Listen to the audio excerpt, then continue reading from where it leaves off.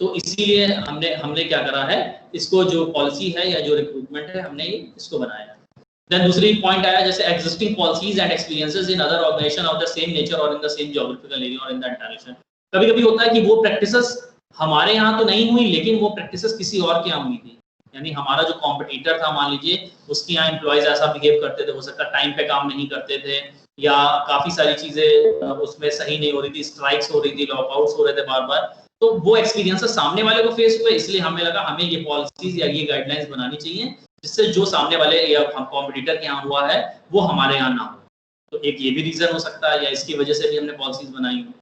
Then attitudes, philosophies of the management at various level, employee, trade union, etc. कभी-कभी होता है कि different जो हमारे वो हैं एक्टर्स जिन्हें आप कहते हैं, या जो स्टेक होल्डर्स है बेसिकली, जो डायरेक्टली इनडायरेक्टली जुड़े हुए हैं ऑर्गेनाइजेशन से, तो उनमें उनकी फिलॉसफीज क्या कह रही है या उनकी अवधारणा क्या कह रही है कि वो क्या करना चाह रहे हैं। जैसे एम्प्लॉयज की बात करें तो एम्प्लॉयज जैसे होता है तो वो रिलेक्टेंट टू चेंज, वो चेंज के लिए तैयार नहीं होता है, ह्यूमन टेंडेंसी होती है basically.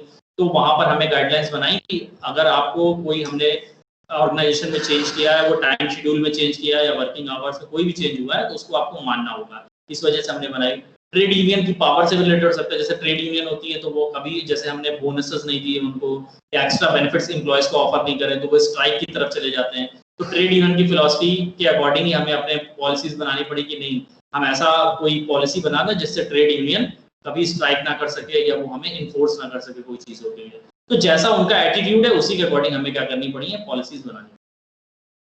The knowledge and experience gain by all line managers and HR manager. कभी-कभी होता है जो वर्क ऑपरेशनल लेवल पे जो लाइन मैनेजर्स हैं या जो स्टाफ मैनेजर्स हैं, उनके साथ कोई प्रॉब्लम या इशू आया, हो सकता है इंडिविजुअल ग्रुप्स में कॉन्फ्लिक्ट हो रहे थे, हो सकता है इंडिविजुअल पर्सनल जो पर्सन है उनमें कॉन्फ्लिक्ट हो रहे थे, तो उनको हैंडल करना मुश्किल हो रहा था। इसलिए हमने कहा कोई रूल्स रेगुलेशन या कोई गाइडलाइंस या पॉलिसी बना देते हैं जिससे किसी तरह का कॉन्फ्लिक्ट ना हो।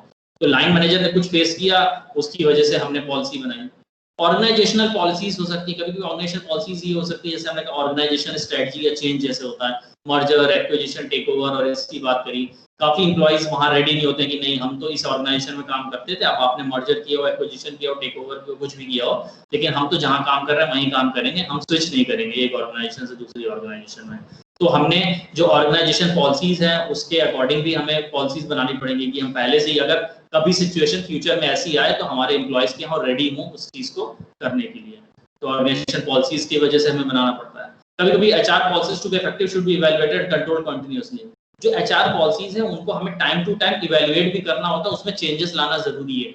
ये जरूरी नहीं है कि हर बार जो हमने पॉलिसी एक बार बना दी है वो हर टाइम या हर सिचुएशन में काम करेगी। जैसे अभी हम कोविड सिचुएशन को लेके चले तो अगर हमने कहा था कि कोई भी एम्प्लॉय अगर हम हायर करते हैं उसको कंटिन्यूअसली हमारे साथ 3 साल 5 साल तक काम करना होगा, लेकिन जब लॉकडाउन हुआ तो हमने देखा काफी सारे अपने होम टाउन या होम स्टेट में चले गए एम्प्लॉइज। तो अब क्योंकि वो वापस नहीं आ सकते इतनी जल्दी या उनको टाइम लगेगा वहां से आए, तो वहां पर फिर हमें क्या करना होगा, थोड़ा सा लिबरल होना होगा। यानी टाइम टू टाइम हमें वो इवैल्यूएट करनी होंगी वो चीजें कि क्या सही हो रही हैं और उसके अकॉर्डिंग हमें पॉलिसीज में चेंजेस करना है।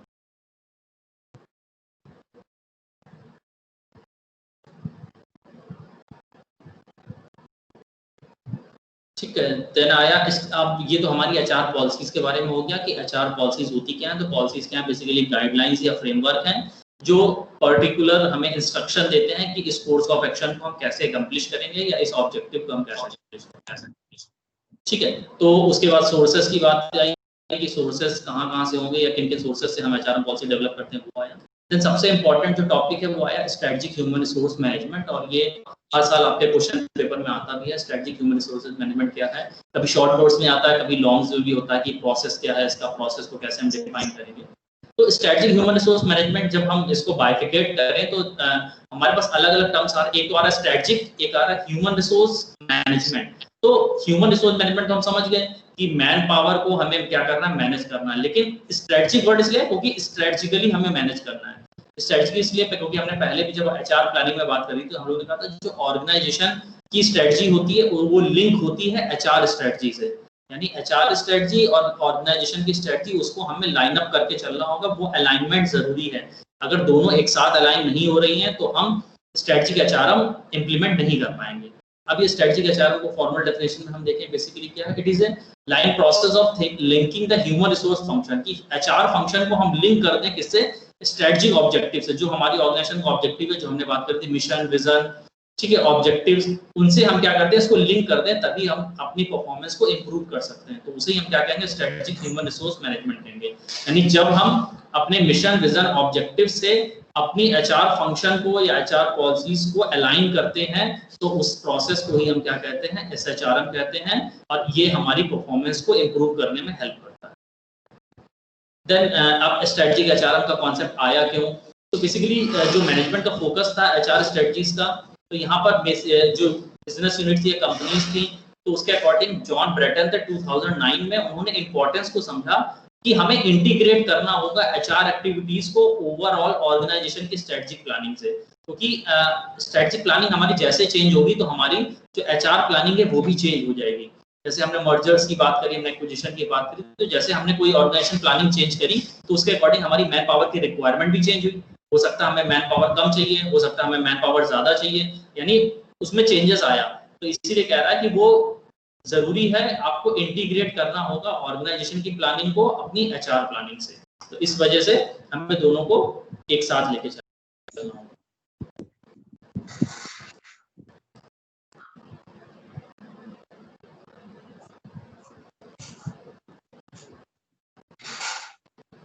म्यूट करके रखिए बेटा, आप लोग के उस आपके साइड से आवाज आ रही है।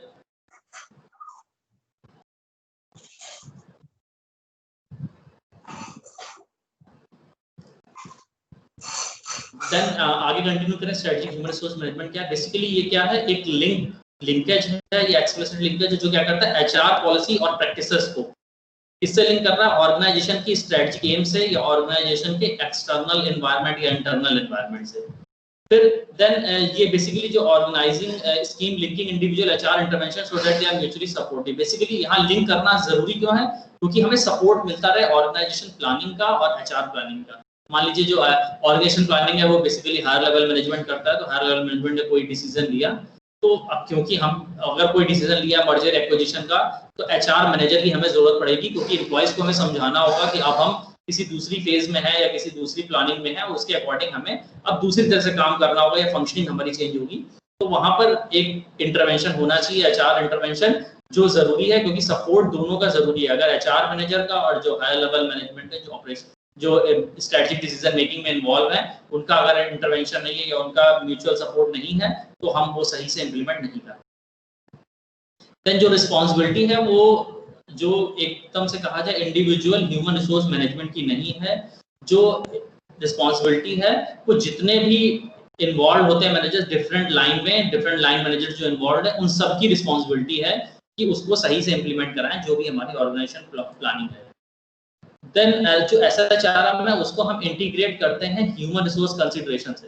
अब ह्यूमन रिसोर्स कंसीडरेशन से कैसे, कि जैसे हमारी जो फिजिकल रिसोर्सेज है, फाइनेंशियल रिसोर्सेज है और टेक्नोलॉजिकल रिसोर्सेज है, उसी के अकॉर्डिंग हम अपना ऑर्गेनाइजेशन का गोल सेट करते हैं। अब जब हम ऑर्गेनाइजेशन का गोल सेट करते हैं तो उसमें एक की एलिमेंट आता है ह्यूमन रिसोर्सेज, क्योंकि physical resources, financial, technological resources को तो हम हमेशा ध्यान में रख के चलते हैं, लेकिन ह्यूमन रिसोर्सेज को हम भूल जाते हैं या उसको हम ज्यादा इग्नोर करते हैं कि चलिए वो तो हम मैनेज कर लेंगे। लेकिन यही एक कॉम्प्लेक्स एलिमेंट है जो ऑर्गेनाइजेशन की प्लानिंग को कहीं ना कहीं फेल्योर की तरफ ले जाता है। तो हमें क्या करना होगा, उनको ह्यूमन रिसोर्सेज को भी एम्फसाइज करना होगा उस पॉलिसीज या प्रैक्टिसेस को इम्प्लीमेंट करने के लिए। यानी हमें एम्प्लॉइज का एक पूल ऑफ स्किल्स की जैसे बात हुई कि कौन से हमारे स्किल्ड एम्प्लॉइज हैं, उनका एक ग्रुप हमें तैयार करना होगा। उन एम्प्लॉइज में नॉलेज क्या है, उनकी एबिलिटीज क्या है, उसके अकॉर्डिंग वो कैसे हमें ऑर्गेनाइजेशन गोल को अचीव करने में हेल्प कर सकते हैं। Then it involves a set of internally consistent policies and practices designed and implemented to ensure that a firm's human capital contribute to the achievement of its business object. Basically ये क्या है, a set of internal consistent policies, छोटी छोटी जो policies हम internal बनाते हैं उनका एक कलेक्शन है, और वो क्या करता है, हमें ह्यूमन कैपिटल को कंट्रीब्यूट कराता है, या ह्यूमन जो रिसोर्सेज है उनका कंट्रीब्यूशन उसमें मैंडेटरी है, जिससे हम बिजनेस के ऑब्जेक्टिव को फुलफिल कर सकते हैं। देन बेनिफिट्स क्या है स्ट्रेटजिक एचआरएम के, हम लोगों ने कहा कि नॉर्मल जो एचआरएम हम करते हैं उससे भी तो हमारा काम चल जाता है, तो स्ट्रेटजिक एचआरएम की जरूरत क्या है। तो ब्रेस्टर एंड क्रिस थे, उन्होंने इसकी इंपॉर्टेंस को समझा कि एसएचआरएम एक बहुत इंपॉर्टेंट एलिमेंट है, और इसकी जरूरत हमें पड़ेगी।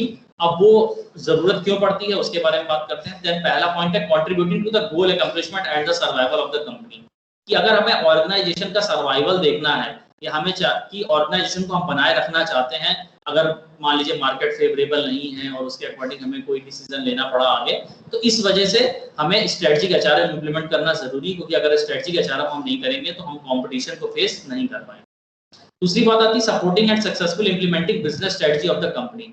जो कंपनी की बिजनेस स्ट्रेटजी है उसको सक्सेसफुली इंप्लीमेंट करने के लिए भी हमें स्ट्रेटजिक एचआरएम की जरूरत है। कि जैसे हमने कहा हम एक्सपोर्ट इंपोर्ट ज्यादा बढ़ाना चाहते हैं, एक्सपोर्ट हाउसेस को हम स्टैब्लिश करना चाहते हैं, तो जब हम एक्सपोर्ट हाउसेस की तरफ जा रहे हैं तो हमें बाहर से जो एम्प्लॉइज है वो हायर करने पड़ेंगे, तो हमें एक्सटर्नल जो एम्प्लॉइज है उनकी जरूरत पड़ेगी। तो क्यों ना हम पहले से ही स्ट्रेटजिक एचआरएम अपना ऐसे प्लान करके रखें कि बाहर से कुछ एक्सटर्नल जो एजेंसीज हैं उनसे हम कॉन्टेक्ट करके रखें, ताकि वो टाइम पर हमें एम्प्लॉइज सप्लाई कर सकें या स्किल्ड एम्प्लॉय सप्लाई कर सकें, जिससे हमारा जो काम हो वो इंटरप्टेड ना हो, वो कॉन्टिन्यूसली चलता रहे।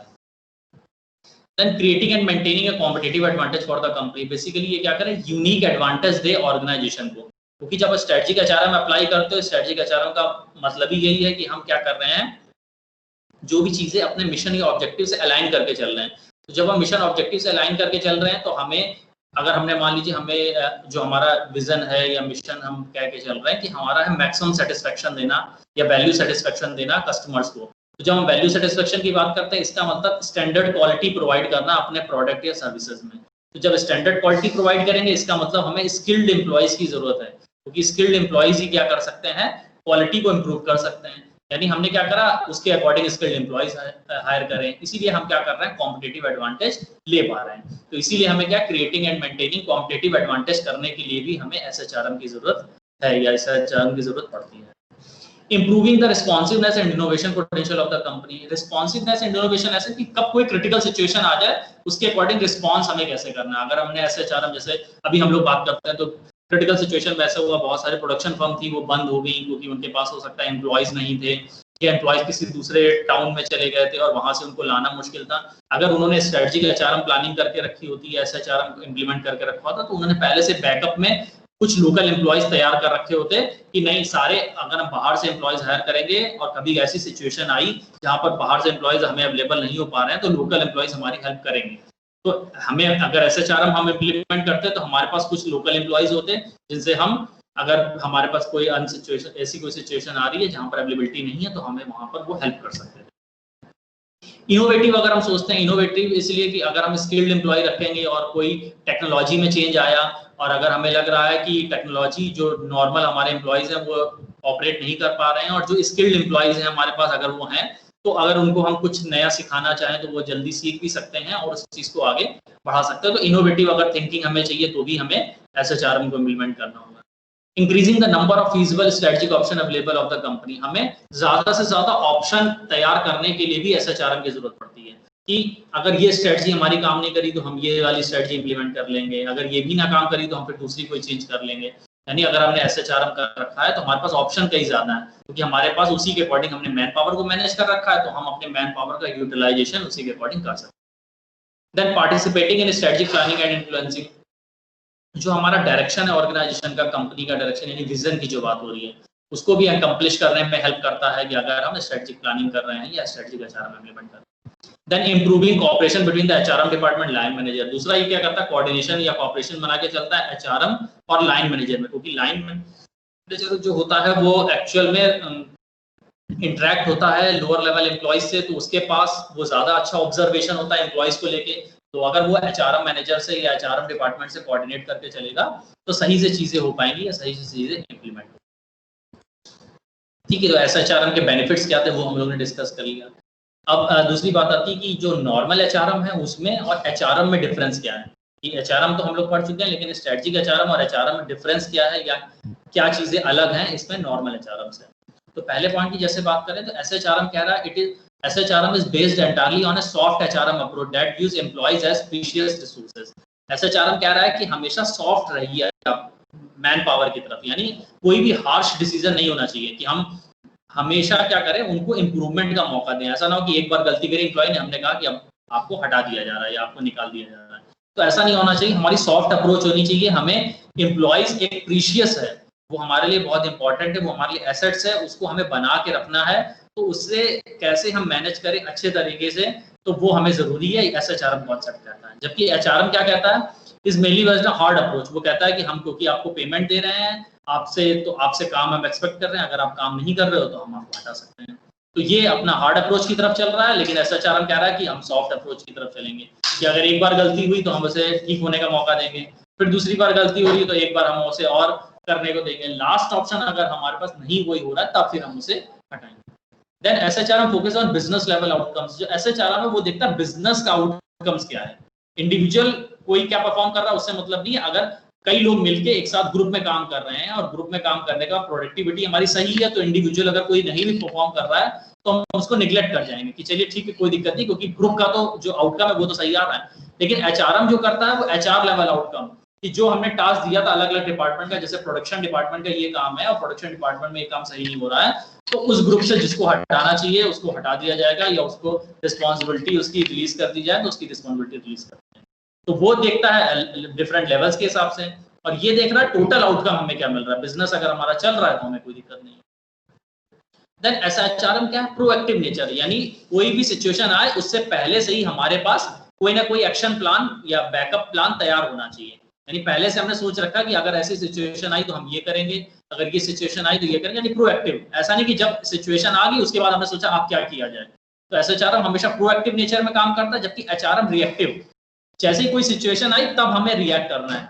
नेचर में या मार्केट में कोई चेंज हुआ, मान लीजिए जैसे कि लेबर अवेलेबिलिटी बहुत कम हो गई, लेबर अवेलेबिलिटी कम होगी तो हमने कहा अच्छा लेबर अवेलेबिलिटी कम हो गई है, इसका मतलब हम परमानेंट एम्प्लॉयज रखें, अगर कॉन्ट्रेक्चुअल एम्प्लॉयज रखेंगे तो अब हमें एम्प्लॉयज नहीं मिलेंगे। लेकिन अब हम मार्केट, क्योंकि लेबर अवेलेबिलिटी कम हो चुकी है, तो अब अगर हम मार्केट में सर्च करेंगे लेबर का तो हमें मिलेगा नहीं। इसलिए SHRM कहता है प्रोएक्टिव नेचर रखिए, एडवांस में आप चीजें सोच के रखिए कि अगर बाई चांस लेबर अवेलेबिलिटी कम हो गई तो बैकअप में हमारे पास एम्प्लॉयज हैं, हम उनसे काम कर सकते हैं, हमारी प्रोडक्टिविटी खराब नहीं होनी चाहिए। Then SHRM operate at higher level of management. SHRM जो होता है उसको बेसिकली हायर लेवल जो मैनेजमेंट होता है वही ऑपरेट कर सकता है, लोअर लेवल एम्प्लॉयज उसको नहीं समझ पाएंगे, क्योंकि उनको ऑर्गेनाइजेशन की जो मेन कोर पॉलिसी है वो पता होनी चाहिए। लेकिन जो HRM पॉलिसीज होती हैं वो बेसिकली लोअर लेवल ऑर्गेनाइजेशन का काम होता है कि एम्प्लॉयज को मैनेज कैसे करना है, एम्प्लॉयज से रिलेटेड रूल्स रेगुलेशन कैसे बनाना है, तो वो लोअर लेवल का काम है, उसमें हायर लेवल का ज्यादा इन्वॉल्वमेंट नहीं होता। Then understanding the operational dimension of organization is basic necessary of SHRM. SHRM में है, कह रहा है कि आपका मैंडेटरी है कि ऑर्गेनाइजेशन की ऑपरेशनल डायमेंशन क्या है, कि वो प्रॉफिट में जा रहा है ऑर्गेनाइजेशन की नहीं जा रहा है। अगर ऑर्गेनाइजेशन प्रॉफिट में नहीं जा रहा है तो हम SHRM में चेंजेस करेंगे।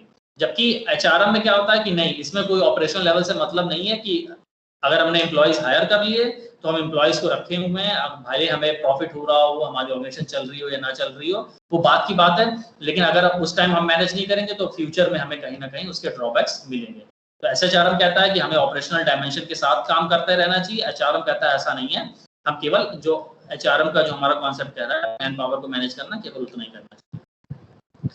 देन जो SHRM है वो business strategies and HR strategy को क्या करता है, सप्लीमेंट ईच अदर, एक दूसरे के पूरक होते हैं, यानी वो उसको हेल्प करता है बिजनेस स्ट्रेटजी को, और HR स्ट्रेटजी, दोनों एक दूसरे के बिना नहीं काम चल सकते।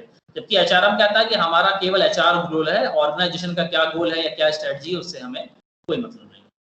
देन लास्ट पॉइंट जो आता है वो आता है गेनिंग कॉम्पिटिटिव एडवांटेज। अगर हमें कॉम्पिटिशन में सर्वाइव करना है या कॉम्पिटिशन में फेस करना है तो SHRM बहुत जरूरी है हमारे लिए। जी हेलो जी सर। हाँ ठीक है, जो ठीक ठीक, तो गूगल फॉर्म भर दे।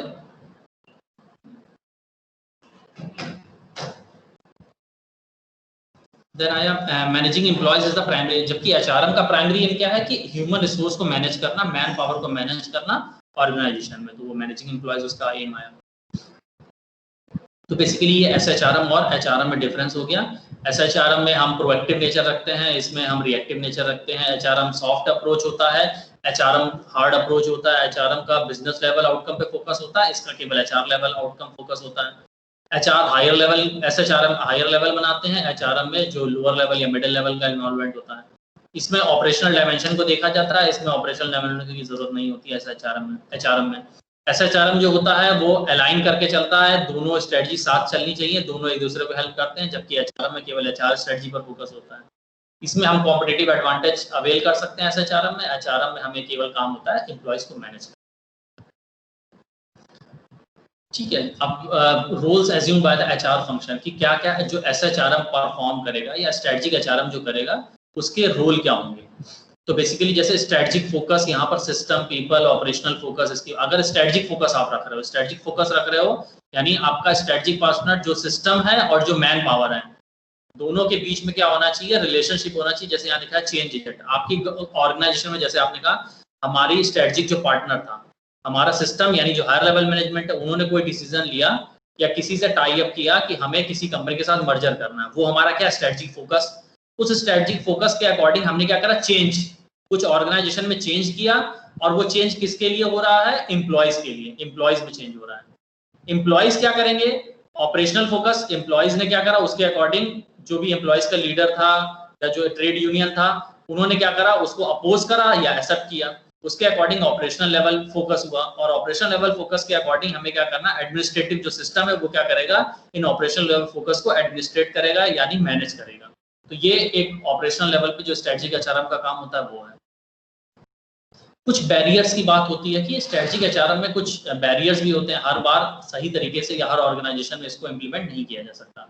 वो बैरियर्स क्या है, short term mentality, focus on current performance, की बेसिकली जो ऑर्गेनाइजेशन जैसे छोटी ऑर्गेनाइजेशन है तो उसका फोकस शॉर्ट टर्म मेंटालिटी पर होता है कि अभी तुरंत हमें क्या रिजल्ट निकल सकता है। स्ट्रेटजिक एचआरएम जो एस्टेब्लिश ऑर्गेनाइजेशन होती है वही इंप्लीमेंट करते हैं क्योंकि उन्हें लगता है कि अब क्योंकि हम ऑर्गेनाइजेशन को एस्टेब्लिश कर चुके हैं अब हमें क्या करना है, आगे उसको मेंटेन करके चलना है। तो वहां पर हम अगर ग्रोथ को मेंटेन करके चल रहे हैं तो हमें लॉन्ग टर्म पर्सपेक्टिव रखना होगा। लेकिन अगर छोटी ऑर्गेनाइजेशन है तो वो शॉर्ट टर्म पर्सपेक्टिव पे काम करती है, तो वो करंट परफॉर्मेंस को देखेगी तो वो एसएचआरएम को नहीं इंप्लीमेंट करेगी। Inability of HR to think strategically, दूसरा ये होता है काफी सारे जो एचआर मैनेजर्स है वो कैपेबल नहीं होते हैं कि वो स्ट्रेटेजिकली सारी चीजें सोच सकें। यही एचआर पॉलिसी जो हमारी है उसको हम लिंक करें ऑर्गेनाइजेशन की जो पॉलिसीज बन रही हैं, तो सारे एचआर मैनेजर के लिए पॉसिबल भी नहीं है, वो इनकैपेबल होते हैं। Lack of appreciation of what HR can contribute, कभी कभी होता है कि एप्रिसिएशन नहीं मिलता है एचआर मैनेजर को, जो हायर लेवल मैनेजर है वो एचआर मैनेजर को अप्रिशिएट नहीं करते हैं कि जो भी वो ह्यूमन रिसोर्स को कैसे मैनेज कर रहे हैं या उनका जो भी कंट्रीब्यूशन है। दूसरा, failure to understand general manager role as a HR manager, जो जनरल मैनेजर जो मेन एडमिनिस्ट्रेटिव लेवल मैनेजर है वो अपना रोल कभी समझता ही नहीं कि मुझे एचआर मैनेजर की तरह भी काम करना है या एचआर मैनेजर से लिंक बना के चलना है, क्योंकि ये भी एक फेल्योर का रीजन हो सकता है। Difficulty in quantifying many HR outcomes, कभी कभी हम क्या करते हैं एचआर के आउटकम्स को भूल जाते हैं कि हम कहते हैं मैन पावर तो चलिए हमारे पास है ही, लेकिन हम ये नहीं फोकस करते हैं कि मैन पावर को मैनेज करना बहुत जरूरी, क्योंकि अगर मैनेज नहीं करेंगे तो टाइम पर क्योंकि ये हमारे लिए प्रीशियस रिसोर्सेज है, आगे हमारे लिए फ्यूचर में यही काम आ सकता है। तो एचआर आउटकम्स हम डिफिकल्ट है, हम उसको नहीं नजरअंदाज कर जाते हैं। Then perception of human assets at higher risk investment, हम देखते हैं कि अगर हम ज्यादा एम्प्लॉयज रखेंगे तो ज्यादा इन्वेस्टमेंट हो रहा है, ज्यादा रिस्क है। कभी कभी ऑर्गेनाइजेशन का ये भी सोचना रहता है, इसलिए वो ज्यादा इन्वेस्टमेंट नहीं करते हैं एम्प्लॉयज पर। Incentives for change that might arise, कभी कभी होता है कि हम ये देखते हैं कि अरे कोई चेंज हो रहा है उसके अकॉर्डिंग हमने चेंज नहीं करना चाहेंगे, क्योंकि हो सकता है क्योंकि मार्केट में जो चेंज हुआ तो उसके अकॉर्डिंग हमने चेंज कर दिया, लेकिन हमने मैन पावर्स को पहले उसके अकॉर्डिंग तैयार नहीं किया था, तो वहां हो सकता है। अब आउटकम्स ऑफ स्ट्रेटजिक एचआर के आउटकम्स क्या हैं, क्या रिजल्ट निकल के आता है हमारे लिए। अगर हम स्ट्रेटजिक जो एचआरएम है वो इम्प्लीमेंट करते हैं ऑर्गेनाइजेशन में, तो सबसे पहले तो परफॉर्मेंस, प्रोडक्टिविटी हमारी अच्छी होगी, एम्प्लॉयज की प्रोडक्टिविटी अच्छी होगी क्योंकि हमने स्किल्ड एम्प्लॉयज रखे हुए हैं, उनको टाइम टू टाइम हम ऑर्गेनाइजेशन की जो पॉलिसीज है उसके बारे में बताते जा रहे हैं, तो उसी अकॉर्डिंग वो वर्क कर रहे हैं, यानी प्रोडक्टिविटी उनकी सही होगी। कस्टमर एंड एम्प्लॉय सेटिस्फेक्शन दूसरा ये होगा, क्योंकि हाई स्टैंडर्ड का प्रोडक्ट होगा तो कस्टमर हमारी प्रोडक्ट से या हमारी सर्विसेज से सेटिस्फाई होगा, और एम्प्लॉय भी सेटिस्फाई होगा क्योंकि हमारा क्वालिटी वर्क हो रहा है। Enhance share holder value, share holder की वैल्यू इसलिए बढ़ेगी क्योंकि उन्होंने जितना इन्वेस्टमेंट किया है, जितना पैसा लगाया है उसके अकॉर्डिंग उन्हें डिविडेंड्स मिल रहा है, क्योंकि ऑर्गेनाइजेशन प्रॉफिट में चल रही है। तो इनको सबको क्या होता है, वहां पर प्रॉफिट होता है या सबको वहां पर चीजें मिलती है।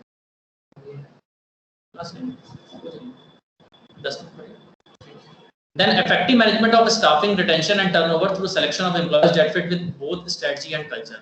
दूसरा ये होता है जो कि हम इफेक्टिव तरीके से स्टाफिंग कर सकते हैं, सही आदमी को सेलेक्ट कर सकते हैं, रिटेंशन बना के रख सकते हैं, टर्नओवर को रोक सकते हैं कि ज्यादा लोग स्विच ना करें। कॉस्ट इफेक्टिव यूटिलाइजेशन होता है कि हम कैसे कैसे कम से कम कॉस्ट में एम्प्लॉयज को मैनेज कर सकते हैं, वो हमारे लिए इफेक्टिव होता है। हम इंटीग्रेट कर सकते हैं एचआर पॉलिसीज को ऑर्गेनाइजेशन की या कॉर्पोरेट स्ट्रेटजी पॉलिसी से। फिर हम क्या कर सकते हैं, facilitation of change and adoption, हम फ्लेक्सिबल हो सकते हैं क्योंकि अगर हमारे पास एसएचआरएम है तो हम उसके अकॉर्डिंग फ्लेक्सिबल हो सकते हैं। जैसे हमने मॉड्यूलर एक्विजिशन किया, हमने अपने कुछ एम्प्लॉयज को शिफ्ट किया, तो क्योंकि हमने पहले से एसएचआरएम इंप्लीमेंट कर रखा है तो फ्लेक्सिबिलिटी है। हम अगर हम लोकेशन चेंज कर रहे हैं या कोई चेंजेस हम ला रहे हैं तो वहां पर इजीली हम वो चेंज कर सकते हैं। टाइटर फोकस ऑन कस्टमर नीड, क्योंकि हमारा सबसे ज्यादा फोकस कस्टमर ओरिएंटेशन पे है, तो उसके अकॉर्डिंग हम जो मार्केट की डिमांड है या मार्केट की जो सिचुएशन है उसके अकॉर्डिंग अपने आप को चेंज कर पा रहे हैं। ठीक है, अब एसएचआरएम का जो मॉडल है, जो प्रोसेस है, वो ऐसे स्टार्ट होता है। जैसे मान लीजिए सबसे पहले हमारी कॉर्पोरेट स्ट्रेटजी आई, तो कॉर्पोरेट स्ट्रेटजी जो किससे होगी, इन्फ्लुएंस होगी, एक तो हमारे एक्सटर्नल एनवायरनमेंट से होगी, एक इंटरनल एनवायरनमेंट से होगी। एक्सटर्नल एनवायरनमेंट में हमारे क्या आ जाते हैं, कंपटीशन, मार्केट में कंपटीशन कैसा है, गवर्नमेंट्स के रूल्स रेगुलेशंस क्या है, टेक्नोलॉजी क्या है, मार्केट में ट्रेंड क्या चल रहा है, और इकोनॉमिक सिचुएशन क्या है मार्केट में। इंटरनल एनवायरनमेंट क्या होता है, ऑर्गेनाइजेशन के अंदर कल्चर कैसा है, ऑर्गेनाइजेशन का स्ट्रक्चर कैसा है, ऑर्गेनाइजेशन में पॉलिटिक्स होती है कि नहीं होती है, एम्प्लॉय स्किल्ड एम्प्लॉयज है हमारे पास कि नहीं है, या पास्ट स्ट्रेटजी हमने क्या बनाई। इन दोनों को इनहेरेंट करके हम क्या बनाते हैं, बिजनेस यूनिट, उस पर्टिकुलर बिजनेस यूनिट के लिए स्ट्रेटजी बनाते हैं। उस स्ट्रेटजी को आगे बढ़ाते हैं, हम एचआर स्ट्रेटजी उसी के अकॉर्डिंग फॉर्म करते हैं कि जैसे मान लीजिए हमने स्ट्रेटजी बनाई कि हमें इतनी यूनिट्स प्रोडक्ट प्रोड्यूस करनी है या इतनी यूनिट्स हमें बनानी है, टारगेट हमने बना लिया। उसके अकॉर्डिंग हमने एचआर स्ट्रेटजी, एचआर प्लानिंग करी कि इतनी चीजें बनाने के लिए हमें इतने लोग रिक्रूट करने होंगे, उनको इस टाइम पे काम कराना होगा, इतने दिन वो काम करके देंगे, तब उसके अकॉर्डिंग चलेगा। वर्क डिजाइन करेंगे, टाइम डिजाइन करेंगे, उनको टास्क देंगे और उसके अकॉर्डिंग उनको चीजें करेंगे। उसके बाद हम एचआर स्ट्रेटजी के अकॉर्डिंग फिर हम क्या करेंगे, इवेलुएट करेंगे। अगर जो अच्छा काम नहीं कर रहा है तो एम्प्लॉय सेपरेशन, एम्प्लॉय को हटा दिया जाएगा। कुछ लॉज रेगुलेटिंग एम्प्लॉयमेंट होते हैं, या तो हम कुछ रूल्स रेगुलेशन के थ्रू इन्फोर्स कर सकते हैं कि आप काम करके दीजिए, नहीं तो आपको सैलरी रोकी जा सकती है आपकी, या कोई जो आपके एम्प्लॉयमेंट कंडीशन है उसके अकॉर्डिंग किया जा सकता है। देन उसके बाद एचआर इन्फॉर्मेशन सिस्टम हमने डेवलप करी, एक इन्फॉर्मेशन सिस्टम बना लिया, कौन से हमारे पास स्किल्ड एम्प्लॉइज हैं, कितने लोग हमारे पास एग्जिस्टिंग एम्प्लॉइज हैं, कितने लोग छोड़ के जा सकते हैं, कितनी हमारी जरूरत है। उसके अकॉर्डिंग हमने स्टाफिंग करी लोगों की, उनको ट्रेनिंग प्रोवाइड करी, उनका परफॉर्मेंस मैनेजमेंट यानी जो एचआर फंक्शन होते हैं हमने वो किया। यानी कॉर्पोरेट स्ट्रेटजी और एचआर स्ट्रेटजी दोनों को हमने क्या करा है, यहाँ पर लिंक करा है। तो स्ट्रेटजी का एचआर क्या करता है, पहले कॉर्पोरेट स्ट्रेटजी आपने बनाइए, उसके अकॉर्डिंग बिजनेस लेवल स्ट्रेटजी बनाइए, और उसके अकॉर्डिंग फिर आप क्या करिए, एचआर स्ट्रेटजी बनाइए, और फिर वो एचआर स्ट्रेटजी क्या करेगी, आपके एचआरएम फंक्शन को प्रोसेस करने में या इंप्लीमेंट करने में आपको हेल्प करेगी। तो ये हमारा हो गया स्ट्रेटजी का एचआरएम।